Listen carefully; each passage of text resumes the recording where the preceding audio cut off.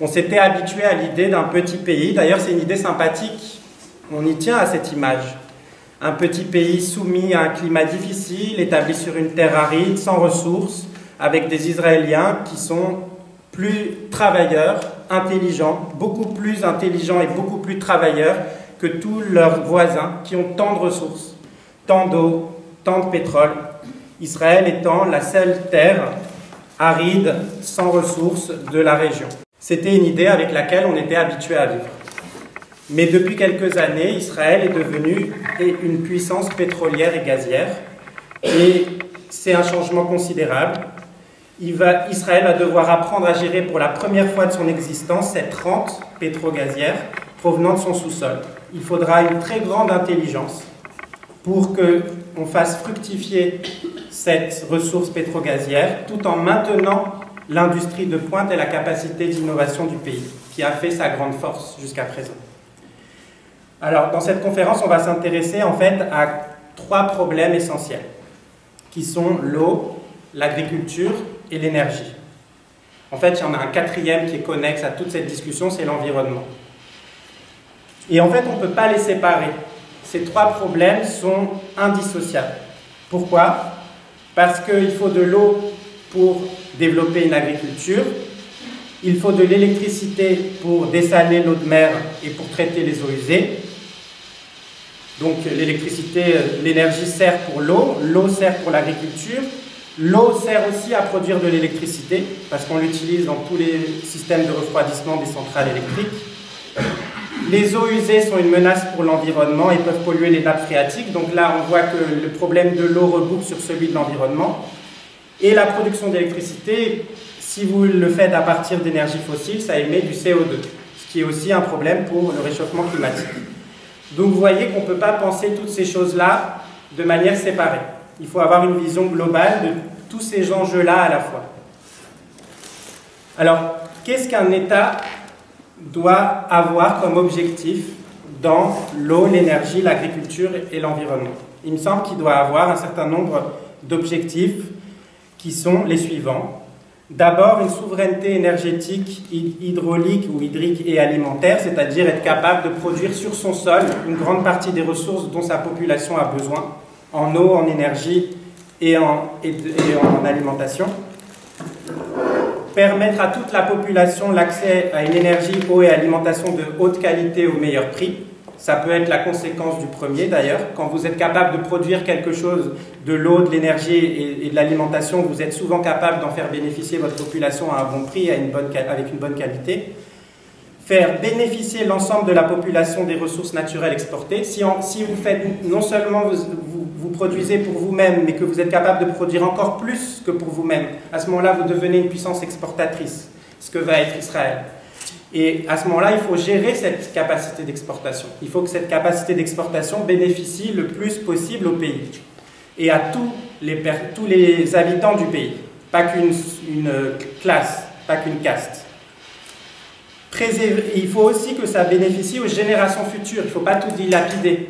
Si vous avez des ressources et vous les dilapidez complètement, seule la génération présente en bénéficiera, pas les générations futures. Et ça, c'est fort dommage.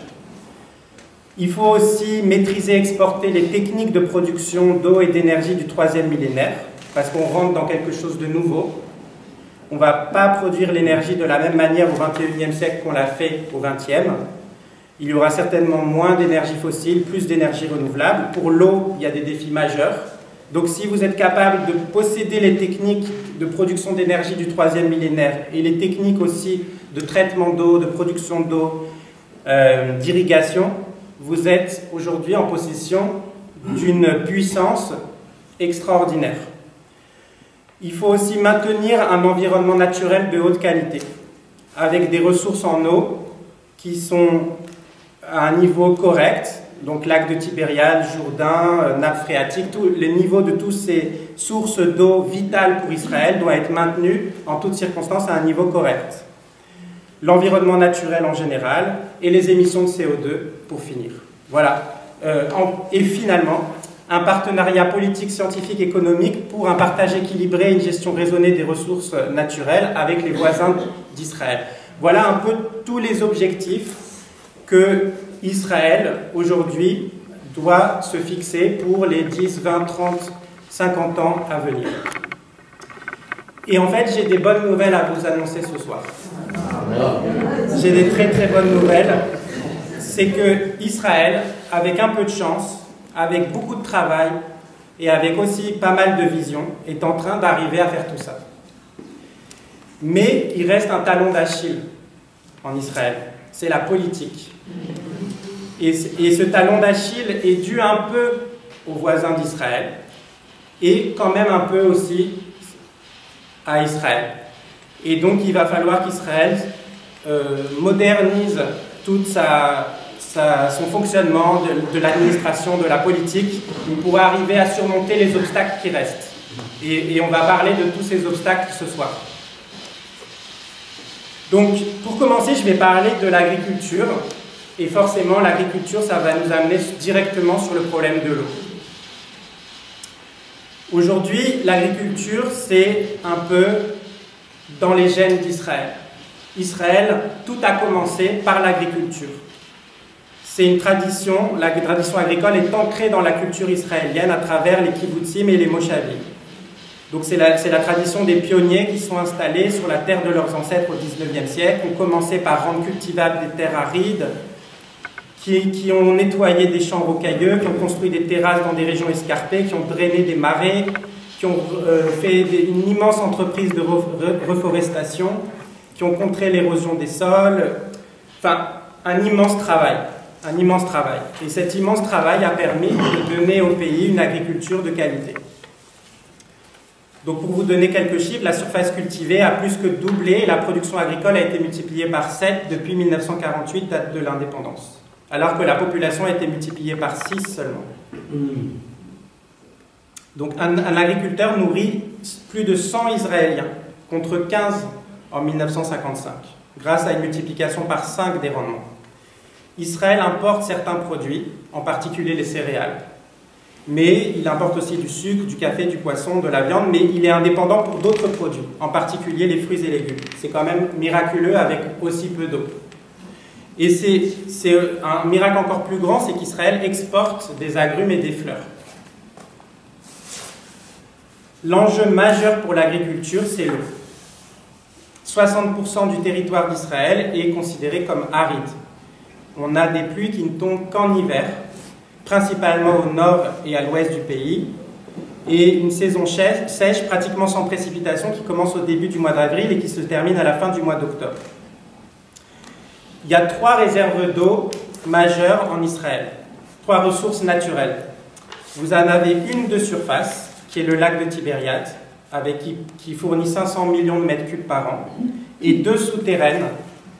Donc une qu'on appelle l'aquifère côtier, le long de la mer Méditerranée, qui représente 300 millions de mètres cubes par an, et un aquifère qu'on appelle cisjordanien ou montagneux. Cisjordanien, c'est parce qu'il est géographiquement situé en Cisjordanie ou en Judée-Samarie, et ça va avoir une importance. Et lui, il représente 700 millions de mètres cubes par an. Après, vous ajoutez différentes sources plus ou moins marginales et vous arrivez à 1700 millions de mètres cubes de ressources en eau renouvelables. À ces ressources qu'on va appeler conventionnelles, il faut ajouter 2 types d'autres ressources qu'Israël a développées avec énormément de savoir-faire depuis un certain nombre d'années. Le premier type de ressources non conventionnelles, c'est le retraitement des eaux usées. Donc vous avez aujourd'hui 400 millions de mètres cubes d'eau douce qui est produite par 120 usines de retraitement d'eau. Les plus grandes sont dans la région de Dan, à Haïfa et à Jérusalem. Pour vous donner une idée, 100% de l'eau utilisée par les habitants de la région de Tel Aviv aujourd'hui est recyclée. C'est extraordinaire.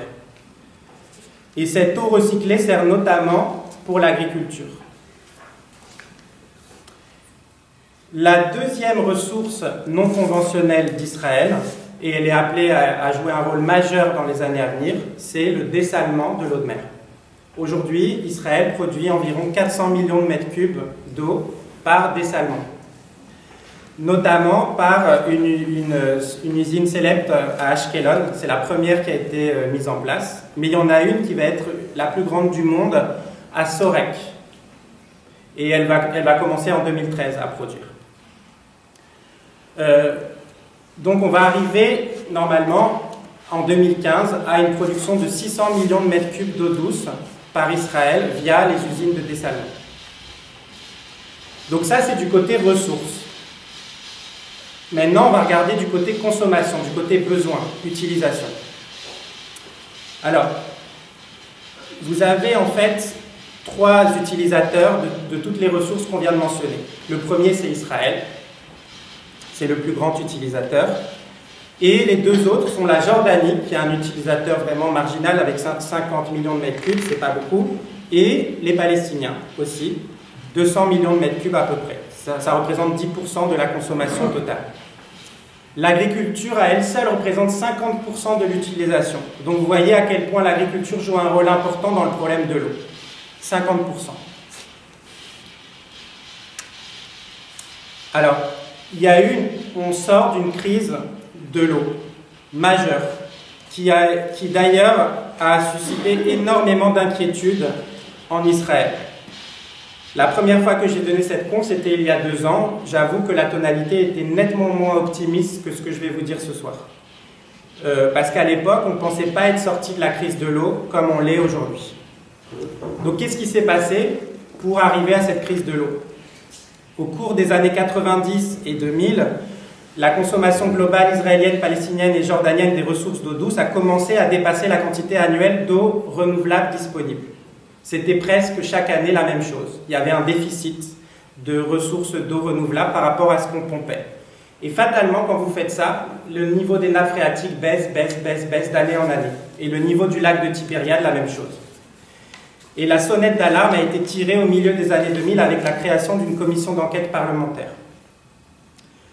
Et cette commission a montré qu'il y avait eu une exploitation totalement anarchique et irraisonnée des ressources naturelles en eau du pays. Et c'est seulement en 2002 qu'on a commencé à réagir et à prendre des mesures pour amener le pays sur une trajectoire soutenable. On a en particulier commencé à utiliser les eaux usées pour l'agriculture, ce qu'on faisait peu avant. On a entrepris un vaste programme de dessalement d'eau de mer, donc tout a commencé à partir de ce moment-là, milieu des années 2000. On a fait des mesures d'économie d'eau partout, en particulier pour l'irrigation. On s'est mis à développer la technique du goutte à goutte, qui est totalement révolutionnaire. Et puis, on a réhabilité des sources d'eau polluées. Et tout ça a porté ses fruits au fur et à mesure du temps. Au début, on n'a pas vu tout de suite les effets, et puis progressivement, la situation a commencé à s'améliorer. Qu'est-ce qu'on faisait avant quand la situation était vraiment critique, certaines années où le niveau des précipitations était vraiment trop mauvais? Eh bien, c'était l'agriculture qui était la variable d'ajustement. Donc, à chaque fois qu'on avait un problème de déficit, quel était le secteur de consommateurs qui était automatiquement touché? Les agriculteurs, à qui on distribuait des quotas pour qu'ils arrêtent de produire, etc. C'était très problématique. Et aujourd'hui, le dessalement et le retraitement à grande échelle des eaux usées va changer complètement la donne. On est en train de devenir largement excédentaire, très largement excédentaire, grâce au dessalement et au retraitement des eaux usées. On n'aura ni besoin d'importer de Turquie. À un moment, on pensait que c'était aussi une alternative, c'était d'importer de Turquie. Tout ça, c'est fini. On n'aura plus besoin d'imposer des quotas très importants aux agriculteurs. Ça aussi, c'est certainement fini. Israël va probablement même devenir, dans les années qui viennent, un pays exportateur d'eau. Ça semble assez incroyable, mais c'est le cas. Donc, il n'y a plus de soucis majeurs sur le niveau des nappes phréatiques, ni sur celui du lac de Tibériade. Donc, du point de vue géologique et technique, le problème de l'eau est pratiquement réglé. Simplement, il ne faut pas s'endormir sur nos lauriers, sur nos certitudes. Il serait dommage que le dessalement de l'eau de mer à grande échelle stoppe Israël dans ses efforts de recherche sur l'utilisation raisonnée de l'eau qui font de ce pays une référence mondiale dans le domaine. Autrement dit, il faut toujours se sentir un peu en danger, c'est important, pour continuer à innover. Alors parlons justement du savoir-faire technologique d'Israël, qui est un atout clé pour Israël dans le monde de rareté dans lequel nous sommes entrés, et en particulier un monde de rareté de l'eau. Israël dispose d'un savoir-faire technologique unique au monde en matière de technologie agricole et de traitement de l'eau. On appelle d'ailleurs Israël la Silicon Valley de l'eau. Donc je vais vous donner un certain nombre d'exemples. L'irrigation, c'est certainement le domaine où Israël a la renommée mondiale la plus importante. C'est en Israël qu'on a développé la technique révolutionnaire du goutte à goutte. C'est une compagnie israélienne qui s'appelle Netafim qui l'a fait, qui a réduit la consommation d'eau de 50 à 70% dans l'agriculture et qui fait d'aujourd'hui d'Israël une référence mondiale en matière de recherche agronomique. On sait faire tomber la pluie artificielle en Israël via la compagnie Mekorot, qui est très connue, la principale compagnie de production et de distribution d'eau. Évidemment, on est très fort dans le recyclage des eaux usées, le dessalement de l'eau de mer. L'entreprise israélienne IDE Technologies est une référence mondiale en matière de dessalement d'eau de mer. Donc la centrale d'Ashkelon a notamment été mise en place par cette entreprise et elle a signé un contrat monumental pour installer et exploiter l'usine de dessalement la plus importante des États-Unis à San Diego. On a des systèmes, Israël a des systèmes de comptage de l'eau, de détection par drone des fuites d'eau, notamment via une compagnie qui s'appelle Arad Group, le leader mondial du domaine. On a des techniques de filtrage de l'eau sans utilisation de produits chimiques, des systèmes ultra sophistiqués de distribution d'eau. Et en ce qui concerne l'agriculture, Israël a une agriculture de précision qui est capable de fournir une image thermique, des images thermiques pour l'évaluation du stress hydrique des plantations. Donc comme ça, vous donnez de l'eau à l'endroit et au moment où on a besoin. Et il n'y a pas besoin on ne gaspille pas de l'eau inutilement. Il y a des filets de protection recouvrant les cultures pour optimiser leur exposition à la lumière, économiser l'eau et protéger des désastres naturels. On sait utiliser l'eau fortement salinisée pour l'agriculture. Et j'en passe. Donc vous voyez à travers tous ces exemples que vraiment Israël se démarque complètement dans tout ce qui concerne l'agriculture et dans tout ce qui concerne l'eau. Et Israël exporte ces technologies agricoles dans le monde entier, notamment en Afrique, avec qui il y a des liens commerciaux et universitaires très étroits. On estime à 2,5 milliards de dollars les exportations de technologies liées à l'eau.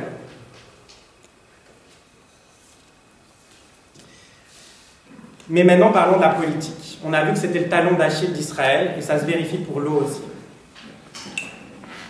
Il y a des conflits frontaliers sur l'eau entre Israël et ses voisins, notamment le Liban, Syrie et l'autorité palestinienne. Et ces conflits sont une épée de Damoclès pour Israël. Parce que quand on regarde les trois grandes ressources naturelles d'Israël, qui sont l'aquifère côtier, l'aquifère montagneux de Cisjordanie et le lac de Tibériade, en réalité, deux de ces trois réserves d'eau ne sont pas sûres du point de vue géostratégique. Pourquoi ? Parce que l'aquifère cisjordanien est revendiqué par l'autorité palestinienne et parce qu'il y a trois fleuves qui alimentent le Jourdain, le fleuve Asbani libanais, le fleuve Banias qui prend sa source dans le Golan qui est revendiqué par la Syrie et le fleuve Yarmouk qui prend sa source en Syrie. Et c'est ces trois fleuves qui aujourd'hui alimentent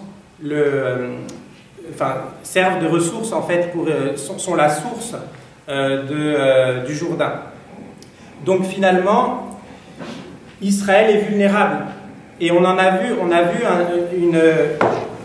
un exemple de cette vulnérabilité quand le Liban a commencé à détourner le fleuve Asbani en 2002. Ça a failli dégénérer en guerre. Donc vous avez un exemple de la vulnérabilité stratégique d'Israël par rapport à l'eau avec cet incident. Finalement, de tous les voisins d'Israël, il n'y a qu'avec la Jordanie que les relations hydriques, on va dire, sont normalisées.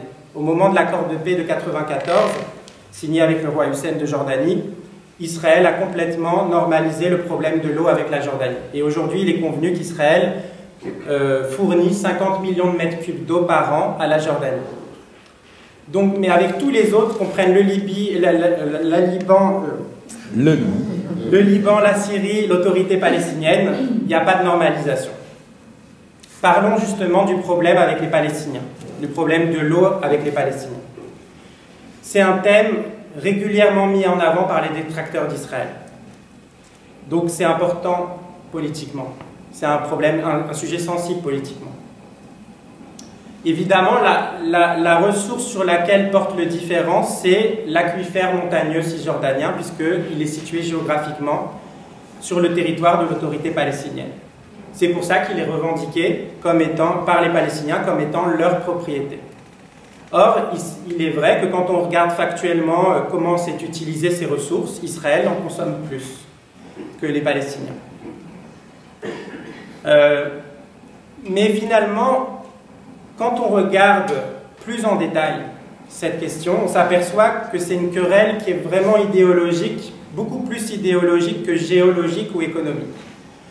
Parce qu'il y a largement assez de ressources pour satisfaire les besoins des deux peuples en même temps, avec l'aquifère cisjordanien et les autres ressources.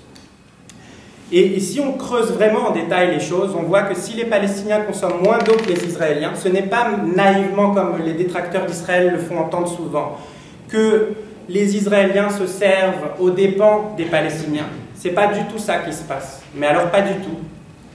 C'est surtout à cause du gaspillage d'eau important du côté palestinien et des différences de niveau de vie entre les deux peuples qu'il y a une grande différence de consommation d'eau entre Israéliens et Palestiniens. En réalité, quand on regarde objectivement les choses, les besoins palestiniens en eau sont correctement satisfaits. Ils ne sont pas extraordinairement satisfaits, mais ils sont correctement satisfaits. Les accords d'Oslo prévoyaient une certaine croissance des besoins palestiniens. Donc ils prévoyaient que notamment les Palestiniens devaient consommer 200 millions de mètres cubes d'eau par an aujourd'hui, à l'époque actuelle, et c'est ce qui se passe. Ils consomment effectivement environ 200 millions de mètres cubes d'eau par an. Donc vous voyez, il n'y a pas un très grand écart entre ce qu'ils devraient consommer en vertu des projections de démographie, de besoins, etc., et ce qu'ils consomment vraiment. Par contre, il y a un énorme problème, c'est qu'il y a des pertes massives, environ 33%, un tiers, à travers les fuites dans leur système de conduite d'eau. Ça, c'est un problème massif dans le système de canalisation, de transport, d'acheminement d'eau palestinien, et qui aujourd'hui n'a toujours pas été résolu. Il y a aussi un problème de gaspillage au niveau de l'irrigation, il y a un problème de non-traitement des eaux usées du côté palestinien, et tous ces problèmes cumulés font que même s'il y a assez d'eau dans cette région, pour satisfaire aux besoins de tout le monde, eh bien finalement, c'est vrai que la consommation par tête nette des fuites dans les territoires palestiniens est juste supérieure au seuil vital défini par l'Organisation mondiale de la santé. Donc on ne peut pas considérer que c'est extraordinaire, effectivement. Les besoins palestiniens pourraient être beaucoup mieux satisfaits si l'exploitation des ressources était plus efficace dans les territoires palestiniens. Et pour satisfaire la croissance de tous les besoins israéliens et palestiniens d'ici 2030, il faudra mobiliser les ressources supplémentaires comme exploiter une partie orientale de l'aquifère montagneux qui n'est pas du tout exploitée jusqu'à aujourd'hui, améliorer les techniques d'irrigation dans les territoires palestiniens, résoudre le problème de la fuite d'eau des fuites d'eau qui sont monstrueuses, retraiter à grande échelle les eaux usées, parce que ça pose des problèmes de pollution majeurs dans les territoires palestiniens, et puis aussi pour les Israéliens du coup. Il faudra aussi utiliser l'eau dessalée. On parle même d'implanter des usines de dessalement à Gaza. Tout ça est parfaitement possible, parfaitement atteignable sur le plan technique. Il n'y a aucun obstacle technique à ce que ça se passe. Il y a des coopérations scientifiques très importantes entre chercheurs israéliens et palestiniens.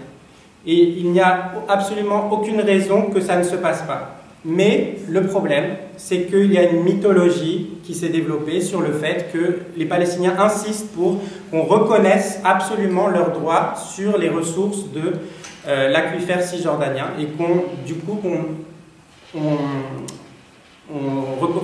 par là même, on refuse à Israël le droit sur ces ressources. Évidemment, Israël n'est pas d'accord pour ça. Je vous passe les histoires de droit international sur ces questions-là, mais ce que je voudrais juste observer, c'est que quand on regarde les endroits où ça a marché, les accords de règlement, de partage d'eau, etc., c'est-à-dire, j'ai plusieurs exemples. Il y a la Jordanie en 1994, entre Israël et Jordanie en 1994, il y a le Mekong entre le Laos, le Cambodge et le Vietnam, et le fleuve Indus entre l'Inde et le Pakistan, le Nil entre 10 pays. Donc ça, c'est des exemples de succès, de partage d'une ressource en eau commune à plusieurs pays en même temps. Et à chaque fois où ça a marché, c'est quand justement on est passé d'une revendication idéologique, politique, basée sur le droit à l'eau, etc., à une approche pragmatique des choses. À chaque fois qu'on a opté pour une approche pragmatique, on s'en est sorti.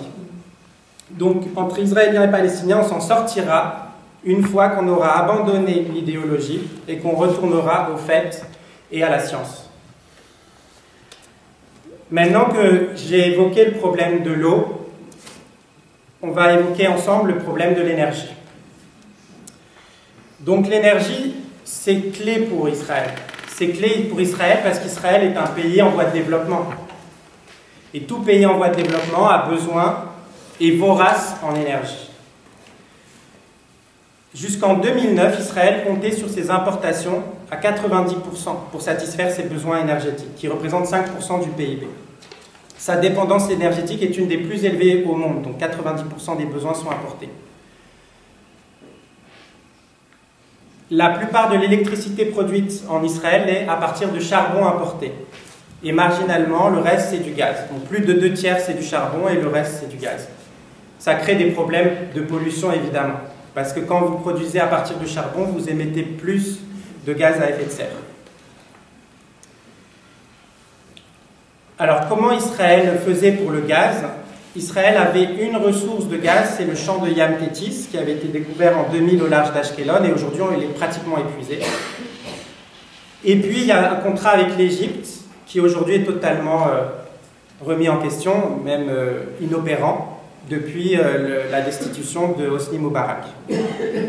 Et pour le pétrole, Israël importe d'Angola, du Mexique, d'Égypte, de Norvège, de Russie, de Kazakhstan et d'Azerbaïdjan de plus en plus. Bon, ça c'est l'ancien monde. Un monde où Israël dépend des autres, un monde où Israël importe énormément de charbon, etc.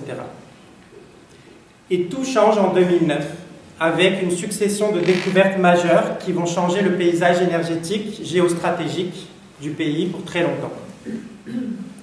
La première découverte, c'est le champ de Tamar, début 2009, au large de Haïfa. Donc c'est des réserves déjà très importantes. On estime que ça peut couvrir les besoins d'Israël jusqu'en 2030. Ou 90% des besoins d'Israël jusqu'en 2030, rien que ce champ. Mais ce n'est pas tout. En réalité, ce champ n'est que la première découverte de certainement beaucoup d'autres découvertes, parce que, en fait, le bassin du Levantin est extrêmement riche en gaz et en pétrole. Donc le bassin du Levantin, c'est un bassin qui est partagé par plein de pays, pas que Israël. Et en particulier, il y a Chypre qui va bénéficier de tout ce boom. Il va y avoir certainement le Liban. Même si le Liban n'a pas encore fait de grosses découvertes, c'est clair qu'il va y en avoir. Sûrement Gaza, donc l'autorité palestinienne à terme va aussi en bénéficier. La Turquie, certainement aussi. Tous les pays finalement voisins d'Israël vont certainement bénéficier de ce grand boom. Et donc, qu'est-ce qui s'est passé fin août 2010? On a fait une découverte beaucoup plus importante encore que Tamar. C'est un champ qui s'appelle le Léviathan. Et cette fois, c'est pas juste ce champ, non seulement les besoins d'Israël vont être satisfaits jusqu'en 2050, mais Israël va devenir un exportateur, un grand exportateur de gaz et de pétrole. Dans un premier temps, il y a eu un conflit avec le Liban parce qu'on a cru que les réserves de Tamar étaient situées un peu du côté libanais, un peu du côté israélien. Enfin, on ne savait pas trop. Aujourd'hui, honnêtement, il n'y a plus tellement de différents. C'est du côté israélien, c'est tranché. Le puits de Tamar sera opérationnel dès cette année. En fait, on a accéléré son développement parce que, à partir du moment où l'Égypte a arrêté de fournir du gaz en Israël, Israël s'est retrouvé à court de gaz. Il y avait un problème imminent. Et donc, il était urgent de rendre opérationnel le champ de Tamar. Et c'est ce qui se passe. Du côté du Léviathan, donc c'est l'autre champ géant qui a été découvert, là, la production sera opérationnelle qu'en 2017, a priori. Peut-être il est en train d'être accéléré également. Peut-être finalement ce sera plus tôt. il y a deux questions majeures à régler. Et là, on revient sur la politique, le talon d'Achille d'Israël. Il y a deux choses majeures à régler aujourd'hui. La première chose, c'est comment cette manne pétrolière va être répartie entre besoins domestiques et export. Est-ce qu'on veut exporter la plupart de ces ressources ou est-ce qu'on veut garder la plupart de ces ressources pour les besoins d'Israël? C'est une question très importante. Vous avez plein de lobbies qui commencent à s'exciter autour de cette question en Israël. D'un côté, des lobbies industriels, consommateurs de gaz, qui disent qu'il faut tout réserver pour Israël. Il y en a même qui disent qu'il va falloir que tout le secteur du transport en Israël change pour qu'il fonctionne avec le gaz. Jusqu'à présent, évidemment, on fait rouler les voitures avec du pétrole, mais on a des technologies nouvelles qui apparaissent qui permettent de faire rouler les voitures avec du gaz. Et certains en Israël disent c'est le moment, il faut le faire maintenant, puisqu'on a trouvé du gaz. Donc vous avez ce lobby-là, très actif. Et puis il y a un autre lobby, il y a plusieurs autres lobbies. Il y a le lobby des compagnies pétrolières qui ont investi pour trouver ces champs et qui disent « Ah non, nous on n'est pas d'accord qu'on nous interdise d'exporter, parce que si vous nous interdisez d'exporter, ma seule source de revenus, ça va être les consommateurs israéliens. C'est pas assez pour rentabiliser tous les investissements que j'ai faits, qui sont extrêmement coûteux. Et ce ne sera pas assez si vous voulez que j'en fasse d'autres. C'est-à-dire, si vous pensez que le bassin du Levantin, il y en a partout et que vous voulez que j'ai une incitation économique à développer d'autres champs, eh bien, permettez-moi d'exporter. Je ne peux pas avoir seulement comme débouché les consommateurs israéliens.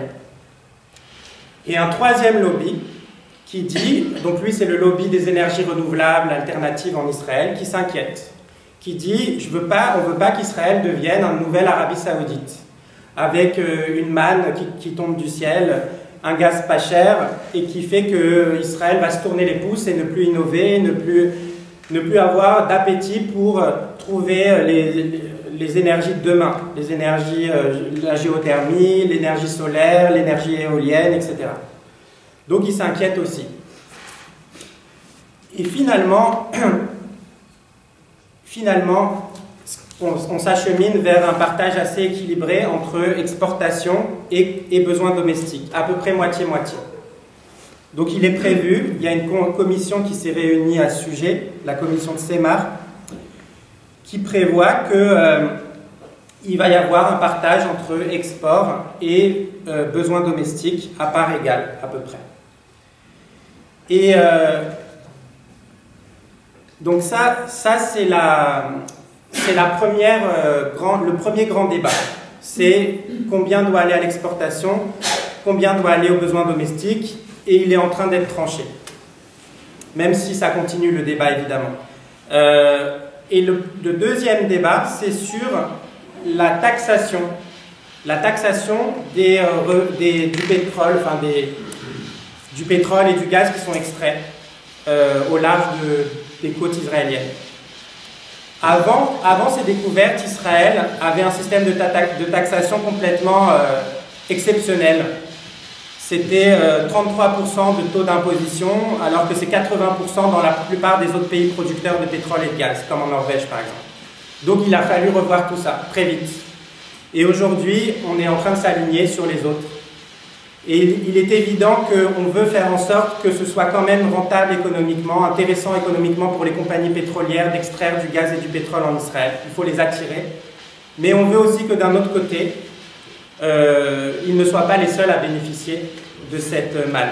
Il faut que les revenus aillent quand même au peuple israélien, et ça, c'est via la taxe.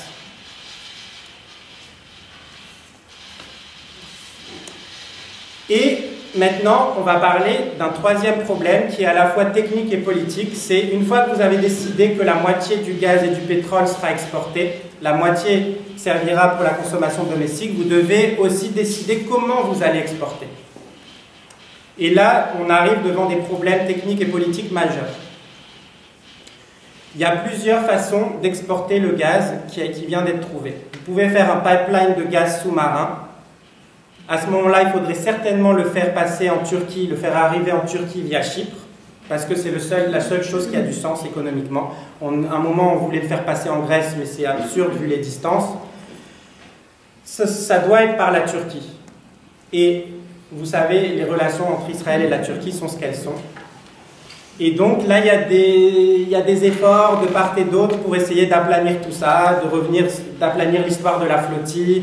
On attend des excuses officielles d'Israël à ce sujet. Israël ne veut pas faire exactement ça. Bon, on va peut-être finir par y arriver parce qu'il y a des intérêts géostratégiques mutuellement partagés majeurs qui vont faire que certainement on va finir par y arriver. Enfin, je veux le croire. On pourrait aussi faire passer des pipelines de gaz vers l'autorité palestinienne et la Jordanie, mais là, ça pose aussi des problèmes politiques. Il y avait un moment l'idée, il y a l'idée encore, de faire passer un câble électrique sous-marin d'Israël vers Chypre. Donc l'idée, ce serait qu'Israël utilise le gaz pour produire l'électricité et exporte ensuite l'électricité via le câble électrique sous-marin vers Chypre, puis la Grèce, puis l'Europe. Donc Israël, à ce moment-là, ne serait pas exportateur de gaz au sens strict, mais serait exportateur de l'électricité produite à partir du gaz. Juste un détail, le câble électrique sous-marin, s'il venait un jour à être développé, serait le plus grand câble électrique sous-marin au monde. On a pensé aussi à faire des usines de liquéfaction de gaz à Haïfa. Donc l'idée, c'est que si vous voulez exporter du gaz et vous voulez le faire en Asie, par exemple, comment vous faites ? La seule façon, c'est de liquéfier le gaz qui est produit et de le mettre dans des bateaux très particuliers, des bateaux de gaz naturel liquéfié à des températures de moins de 100 degrés, ça c'est toute une technologie. Et ensuite, vous transportez ce gaz sur ces bateaux vers l'Asie. Et il est question qu'on fasse des usines de liquéfaction de gaz à Haïfa, mais il y a plein de problèmes. Il y a un problème de place, il faut vraiment beaucoup de place pour faire une usine de liquéfaction, il n'y a pas beaucoup de place en Israël. Vous avez un lobby environnemental, donc on retombe sur les lobbies, très puissant, très actif en Israël qui s'oppose à ce projet. Et puis évidemment, vous avez un problème de passage par le canal de Suez après. Il faut que l'Égypte accepte le passage de ces bateaux par le canal de Suez. Sans parler du problème terroriste qui pourrait se poser si ces usines étaient la cible de missiles, par exemple. On a pensé à faire la même chose près d'Eilat, ce qui pourrait régler le problème du passage par le canal de Suez. Mais vous créez d'autres problèmes de place toujours et risques terroristes aussi majeurs. Et on a pensé enfin à une dernière chose, un peu folle, c'est de faire une usine de liquéfaction offshore, c'est-à-dire dans la mer. Vous liquéfiez le gaz dans la mer. Le problème, c'est qu'on n'a encore jamais fait ça. Et vous ne réglez pas le problème du passage par le canal de Suez si vous faites ça. Bon, au global, on voit que c'est extraordinaire ces découvertes, mais ça crée d'autres problèmes. Vous trouvez des solutions et puis ces solutions amènent d'autres problèmes. Et ces problèmes, je fais confiance à Israël, à sa sagesse et à son intelligence pour les régler, mais pour l'instant, il faut admettre qu'ils ne sont pas réglés et qu'ils ne vont pas être forcément immédiats à régler. Il faut qu'ils soient réglés bien avant 2017, au moment où on commencera vraiment à sortir le gaz du Léviathan. Parce qu'alors là, vraiment, physiquement, il faudra savoir comment on va exporter ce gaz. Mais bien avant, il faudra déjà qu'ils aient été réglés. Et un des sujets sur lesquels le nouveau gouvernement israélien va s'atteler immédiatement, c'est ça. C'est un gros dossier qui l'attend immédiatement. Mais je n'ai pas fini avec les bonnes nouvelles. Parce qu'il y a encore une autre extraordinaire chose qui est en train de se passer, c'est que, comme vous le savez, il y a le pétrole de schiste maintenant qui se développe. Les États-Unis, notamment, sont devenus des grands producteurs, des grands développeurs de projets à partir de pétrole de schiste, qui pourraient les rendre d'ailleurs le premier producteur de pétrole au monde d'ici 2020. Mais Israël a peut-être des réserves gigantesques. Il est très possible qu'Israël ait des réserves gigantesques de pétrole de schiste. On parle de 250 milliards de barils, c'est-à-dire ce qu'a l'Arabie Saoudite en pétrole. Sauf que c'est du pétrole non conventionnel. Ce qu'a l'Arabie Saoudite, c'est du pétrole conventionnel, et là, c'est du pétrole non conventionnel. Donc c'est beaucoup plus difficile, beaucoup plus coûteux à extraire. Donc c'est un défi technologique majeur, mais ça, je sais que les chercheurs israéliens sont déjà en train de s'y atteler, et certainement, ils vont y arriver encore. Et là, je retombe sur ce que tu disais. On est d'accord, parce que le ministre grec de l'Environnement, M. Magnatis, a dit à la suite de tout ça qu'Israël pourrait devenir un pays clé pour la sécurité énergétique de l'Europe. Le regard sur Israël est en train de changer à vitesse grand V. On regarde plus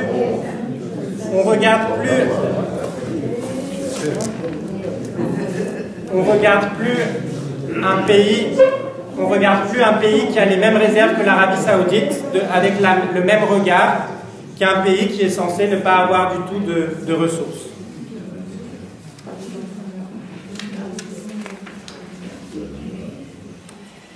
Bon, maintenant, tout ça ne doit pas nous faire oublier la principale force d'Israël, qui est sa recherche, sa technologie et son travail, sa force de travail, sa matière grise. Et comment ça se manifeste, toute cette force de travail et cette matière grise, à travers d'autres exemples que ceux que j'ai donnés encore. C'est-à-dire, je vous ai donné toute une liste de compagnies qui sont impliquées dans le traitement de l'eau, dans l'agriculture. Ben maintenant, je vais vous donner une liste de compagnies qui sont impliquées dans les énergies renouvelables en Israël. Et c'est absolument extraordinaire. Vous avez Better Place, qui est une compagnie fondée par un entrepreneur israélo-américain qui s'appelle Shai Agassi. Et eux ont mis au point une technologie révolutionnaire qui concerne les voitures électriques. C'est les premiers à avoir mis en place toute une infrastructure pour recharger et remplacer les batteries des voitures électriques. Avant eux, le modèle n'était pas viable économiquement. Depuis eux, le modèle est devenu viable économiquement. Le problème, c'est que autant il y avait beaucoup d'espoir sur cette compagnie encore 2 ans avant, la première fois où j'ai fait cette conf, j'en parlais vraiment avec beaucoup d'espoir, et là, malheureusement, il y a toute une série de choses qui sont passées qui mettent en cause le développement de cette compagnie. Il y a un problème, un obstacle culturel très fort, qui va être très compliqué de vaincre sur l'adoption de nouveaux types de comportements par les automobilistes. Ils sont averses, ils ne veulent pas changer. Donc, Better Place a vendu beaucoup moins de voitures électriques que prévu. Et le gouvernement israélien n'a pas du tout aidé. Et là, on retombe sur la politique. Le gouvernement israélien a été plutôt un obstacle au développement de Better Place, ce qui est quand même assez dommage. Un autre cas extraordinaire, une success story extraordinaire d'Israël, c'est l'entreprise Solel, qui est spécialiste de la production d'énergie solaire. Donc, pour vous donner une idée, Solel a été acquise par Siemens fin 2009 pour 500 millions de dollars. Solel a signé avec une compagnie américaine qui s'appelle Pacific Gas and Electric un contrat de 2 milliards de dollars en juillet 2007 pour construire la plus grande centrale du monde en Californie. Et elle est déjà en place, cette centrale. Bizarrement, de manière un peu folle, et là on retombe encore sur la politique israélienne, cette centrale a été mise en place aux États-Unis avant qu'une telle centrale soit mise en place dans le Negev. Aujourd'hui, enfin, on a mis en place une centrale de ce type-là dans le Negev, avec toutes les ressources d'énergie solaire qu'a Israël. Maintenant, c'est fait. Donc, on a une très belle centrale, très grande, dans le Negev, grâce notamment à cette entreprise solaire. On a un pionnier de la géothermie qui s'appelle Ormat, une des grandes références mondiales de la géothermie, qui a signé notamment un contrat géant avec l'Indonésie pour la construction de la plus grande centrale géothermique du monde à Sumatra. Et malgré tout ça, finalement, quand vous regardez quelle part d'électricité est aujourd'hui produite à partir des énergies renouvelables en Israël, on arrive à des chiffres beaucoup moins importants que dans d'autres pays développés. C'est quand même très dommage. Et encore une fois, problème d'incitation, problème de gouvernement israélien qui n'a pas une volonté politique très claire, qui tergiverse, etc. Pourtant, Israël avait extrêmement bien commencé au niveau des énergies renouvelables. Il faut savoir que 80% des foyers aujourd'hui en Israël sont équipés de chauffe-eau solaire, ce qui est unique au monde, avec une technologie qui a été mise en point dès les années 50.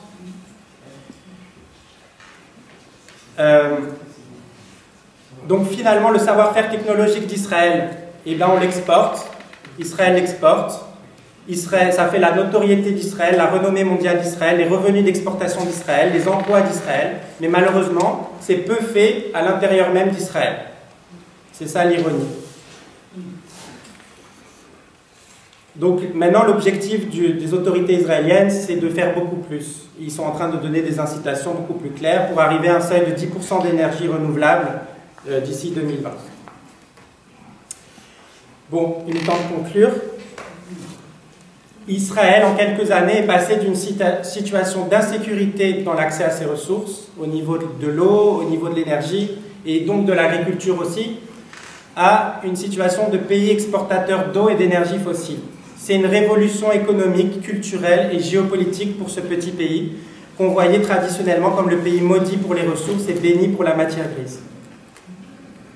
Le défi pour Israël va être de continuer à cultiver ce qui a toujours fait sa force, c'est-à-dire ses cerveaux, tout en faisant fructifier ses ressources énergétiques.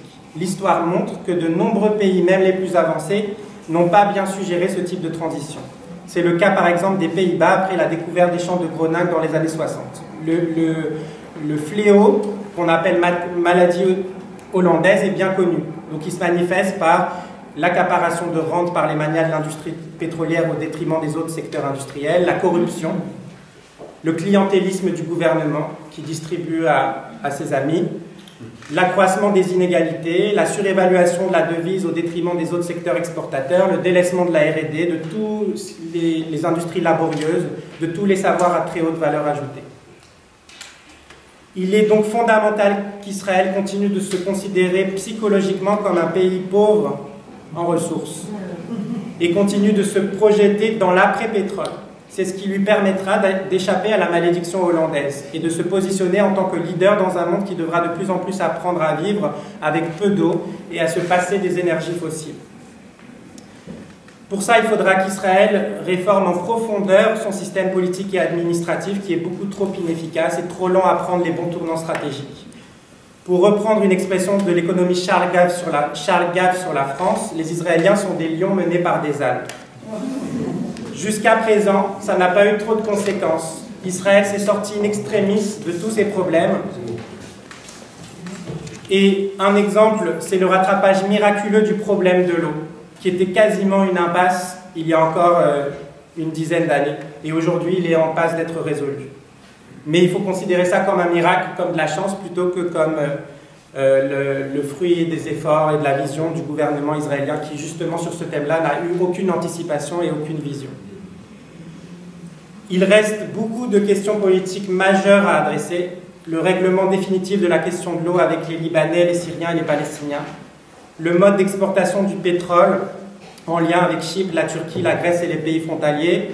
Les incitations données au développement de la voiture électrique et des énergies renouvelables. Il faudra que les ânes se transforment en javelot pour aider Israël à sauter tous ces obstacles.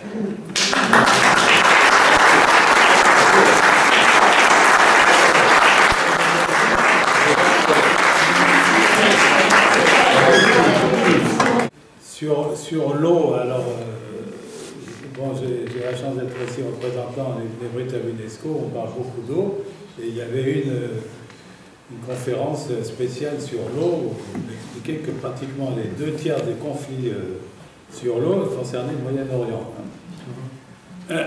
Et par contre, il y a des grands succès, tu les as mentionnés, et le thème un peu de la conférence, je crois qu'il est très bon, c'est en anglais, From Potential Conflict to Cooperation Potential. Je crois que c'est intéressant, c'est-à-dire je crois que l'eau, il faudra de toute façon, d'abord on ne contrôle pas, je me souviens qu'on avait bien expliqué les aquifères, enfin, d'abord ils passent sous la terre, après ils ressortent, je veux dire ça on ne peut pas contrôler tout, donc il faudra bien un moment que les gens se mettent face à face et discutent de ça, et ça sera un grand pas quand on y arrivera. Je crois que la société Better Place était associée avec Renault. Ouais, et que Renault devait aussi installer aux États-Unis un système et qu'ils y ont renoncé. Tout à fait. Bon, c'est vrai que dans un pays comme les États-Unis qui est si grand, il fallait changer sa batterie tous les 100 km, c'est pas vraiment une idée. En tout cas, ce qui serait amusant, c'est qu'Israël exporte du gaz à l'Égypte. C'est ce qui va se passer.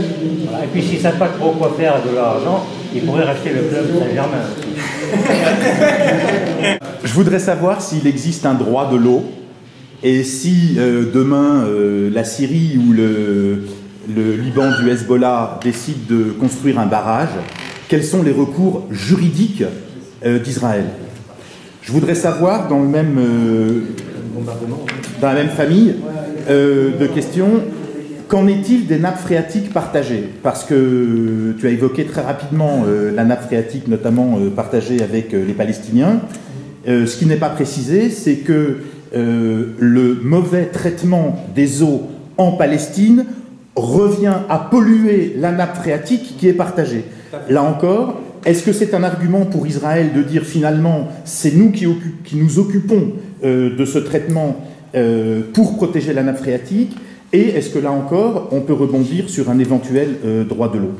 Concernant l'énergie, je voudrais dire d'abord que c'est un double miracle que ces gisements de gaz aient été découverts maintenant.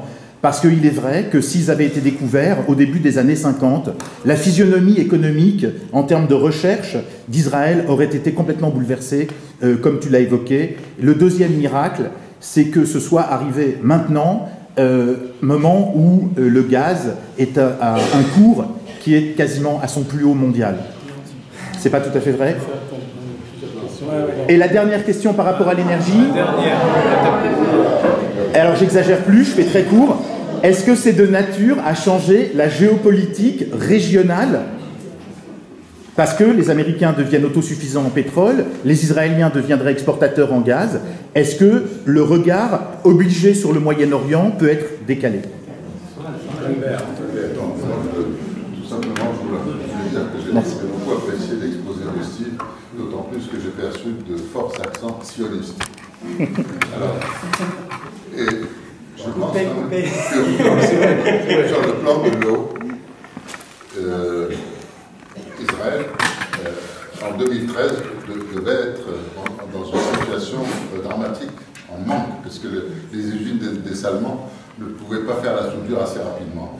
Et grâce aux apports, grâce à Hachem, nous avons eu deux hivers avec de fortes pluies qui ont fait que la soudure a pu être faite.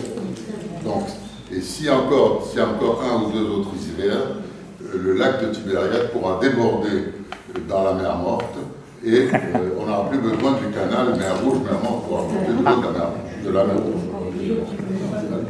Mais je voulais quand même apporter une autre précision sur le plan de Agassi. Le problème, c'est que c'est pas seulement une question de mentalité sociale, c'est le problème de la batterie. Alors, il fallait résoudre l'aller-retour Tel Aviv-Jérusalem, et ça fait 150 km. Donc la batterie pouvait aller partout. Normalement, la batterie pouvait tenir 150 km. Seulement, le problème, c'est qu'elle ne les tient pas. La batterie aujourd'hui, pourquoi?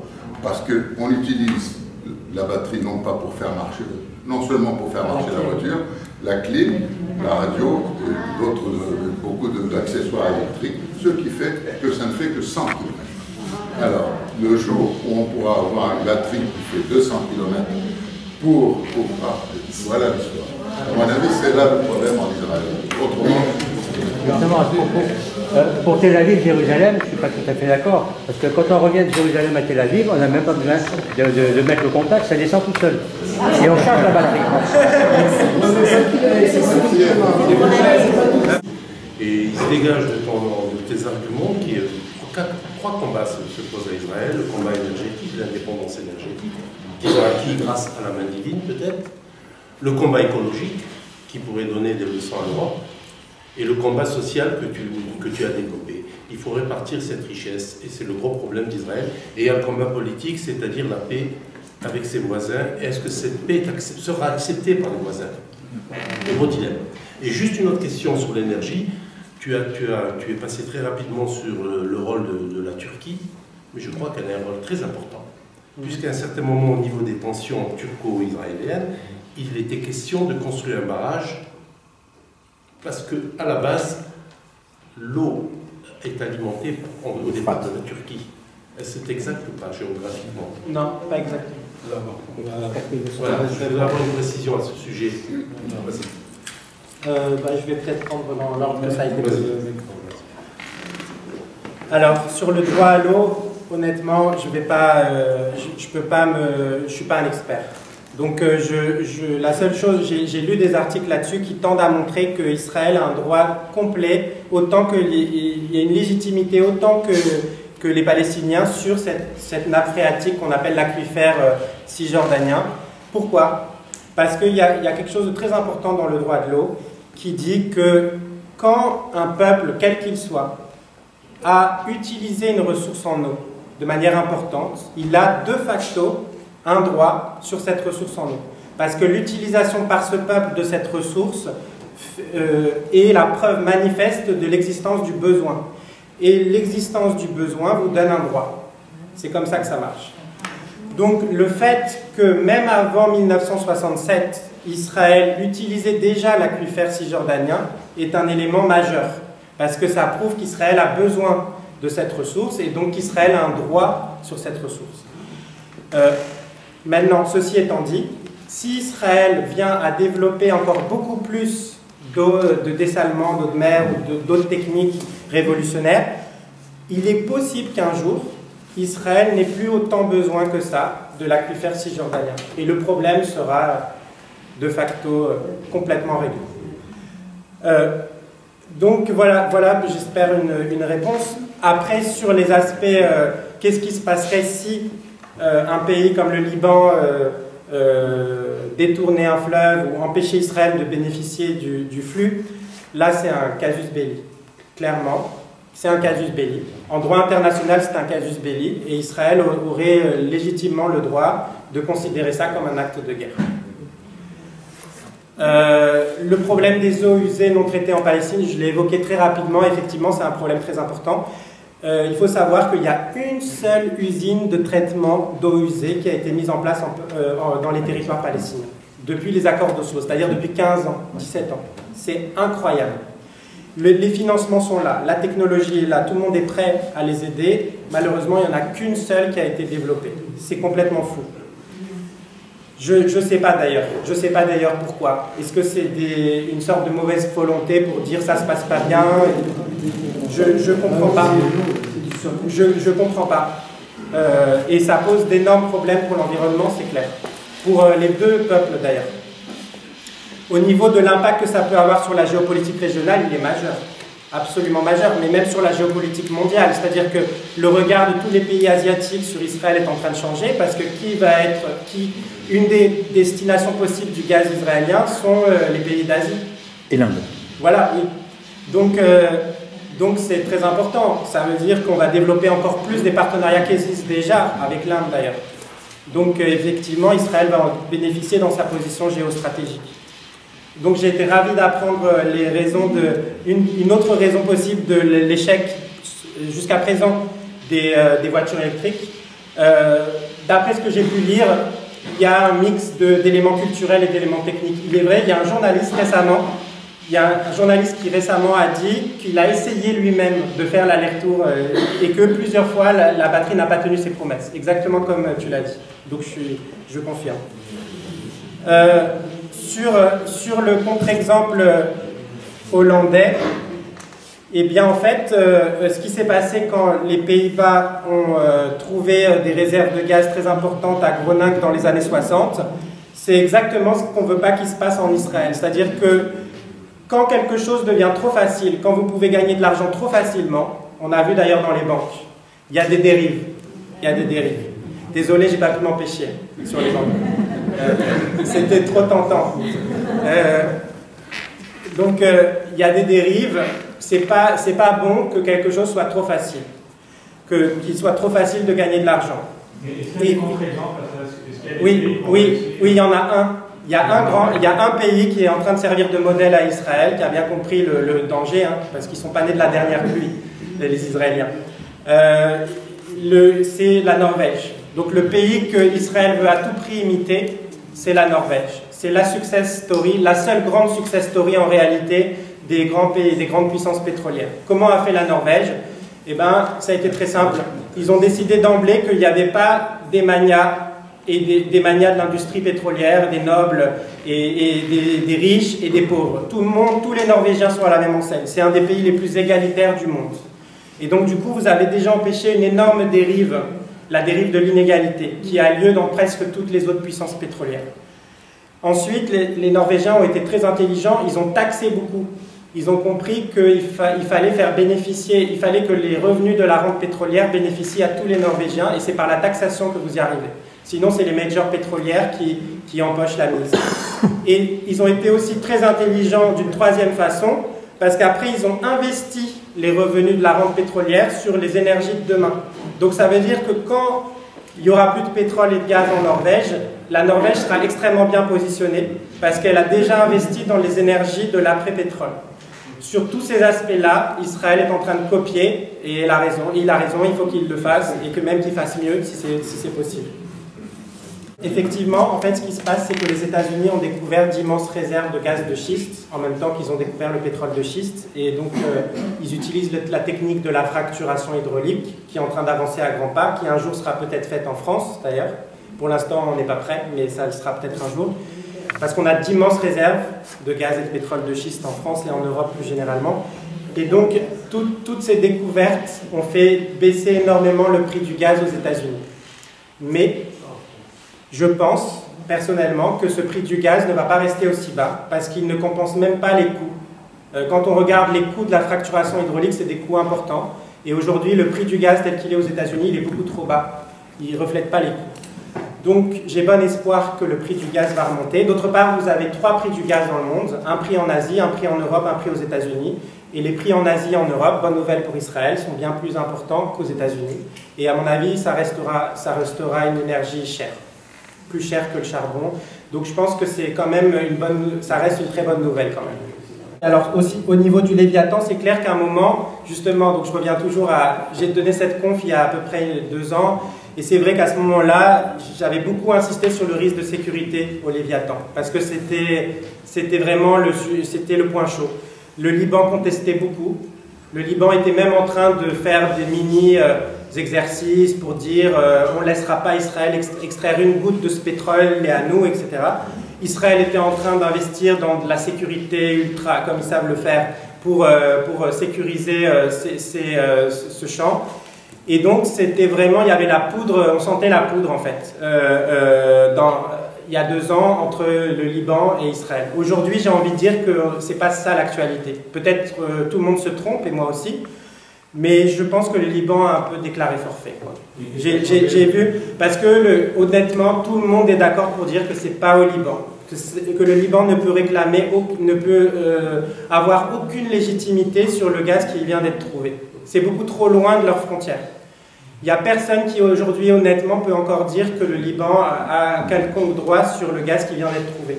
D'autre part, il y a très bon espoir qu'il y en ait aussi au large des côtes libanaises. C'est quasiment certain. Donc dès qu'ils se donneront la peine d'en chercher, ils en trouveront et le problème sera réglé.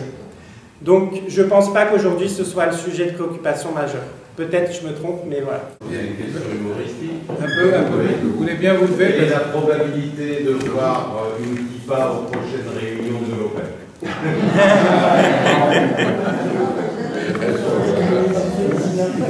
Celle du pape.